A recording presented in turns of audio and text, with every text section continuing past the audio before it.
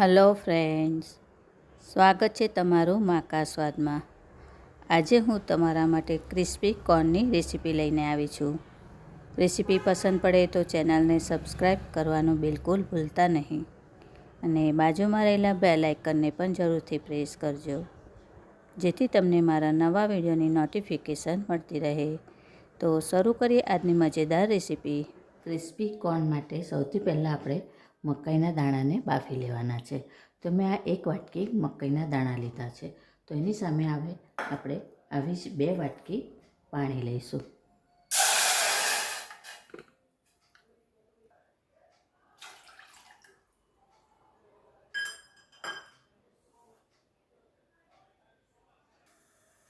એમાં થોડુંક આપણે મીઠું એડ કરીશું.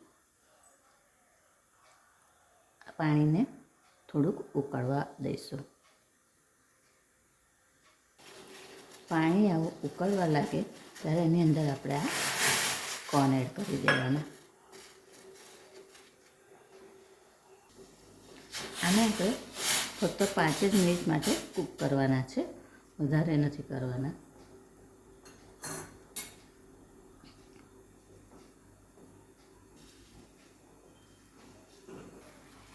પાંચ મિનિટ પછી ગેસની ફ્લેમ આપણે બંધ કરી દેવાની છે અને આને કોઈ કાણાવાળા વાસણમાં આપણે કાઢી લેવાના છે. આ રીતે કોઈ વાટકો નીચે મૂકીને કાણાવાળું વાસણ ઉપર મૂકીને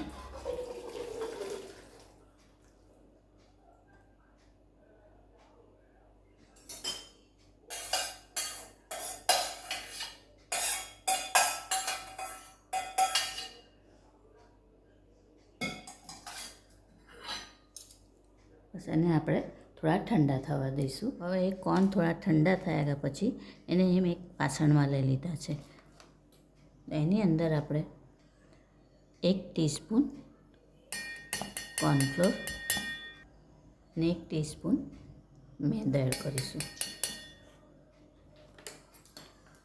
એક વખત એને મિક્સ કરી લેવાનું છે.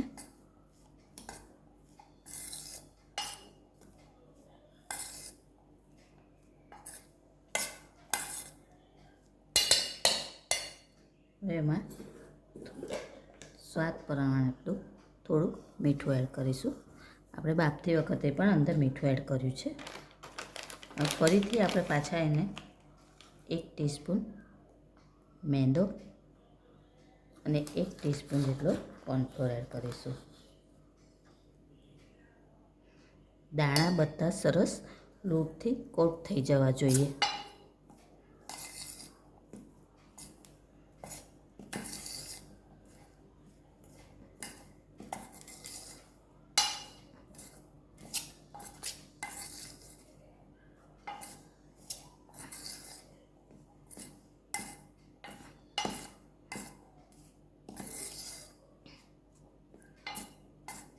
નીચે જો આવો થોડો કોરો લોટ લાગે તો અંદર અડધી ટીસ્પૂન જેટલું આવી રીતે થોડુંક પાણી છાંટી આપવાનું, વધારે નહીં. ખાલી આપણો લોટ કોરો ના રહેવો જોઈએ એ રીતે.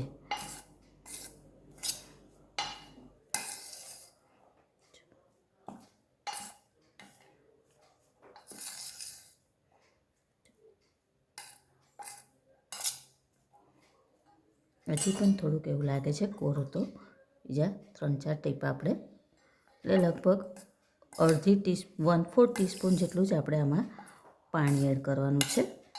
એટલે આપણા બધા મકાઈના દાણા સરસ લોટમાં કોટ થઈ જશે. હવે સરસ કોટ થઈ ગયા છે. તો હવે આને આપણે તળી લઈશું. તળવા માટે આપણે તેલ થઈ જ ગયું છે. તેની અંદર આપણે થોડા દાણા નાખીને એને ક્રિસ્પી થાય ત્યાં સુધી તળી લેવાના અને ગેસની ફ્લેમ મીડિયમ જ રાખવાની.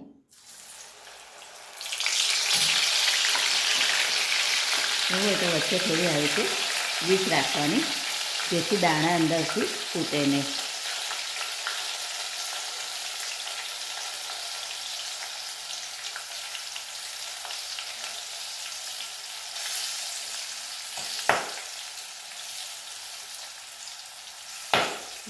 ફૂટવાનો અવાજ આવે છે ને, એટલે આવી રીતે જો ફૂટે તો આપણને એના છાંટા ઓળે નહીં, એટલા માટે આવી રીતે થોડી કોઈ પણ ડીશ કે થાળી આડી રાખી દેવાની.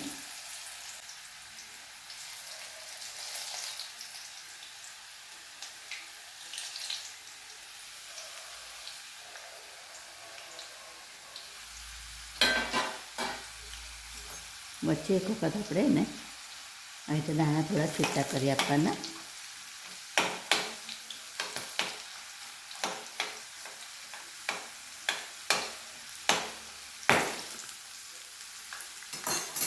ગેસની ફ્લેમ હવે થોડીક ફાસ્ટ કરી દેવાની, જેથી ઉપરથી દાણા સરસ ક્રિસ્પી થઈ જાય.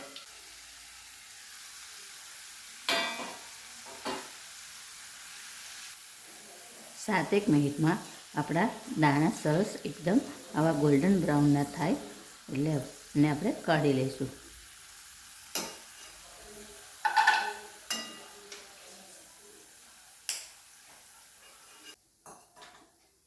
આ રીતે આપણે બીજા પણ તળી લેવાના, અને હંમેશા મકાઈના દાણા થોડા થોડા જ આ રીતે એડ કરવાના, એક સામટા એડ નહીં કરવાના. ગેસની ફ્લેમ સ્લો કરી દેવાની.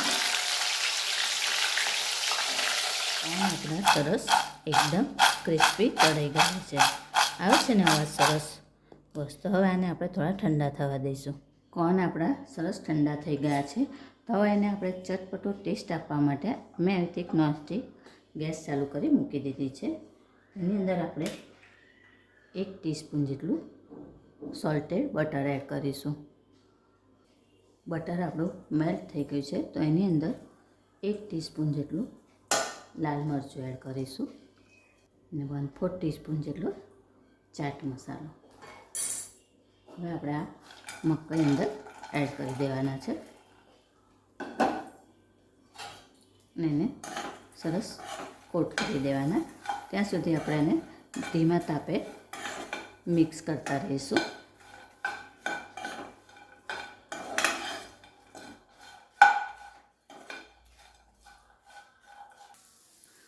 મસાલા અંદર સરસ બેસી જાય એના માટે આપણે ગેસની ફ્લેમ સ્લો જ રાખીને એને 5 થી 6 મિનિટ માટે આવી રીતે થવા દઈશું.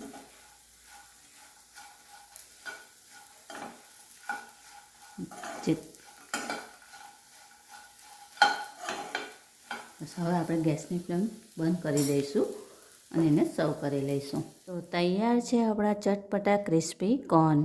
ફ્રેન્ડ્સ, આવી જ બીજી અવનવી રેસીપી જોવા માટે મારી ચેનલને જોતા રહો, લાઈક અને શેર કરતા રહો. ચાલો ત્યારે ફરી મળીશું એક નવી રેસીપી સાથે. ત્યાં સુધી હેપી કુકિંગ. Thank you.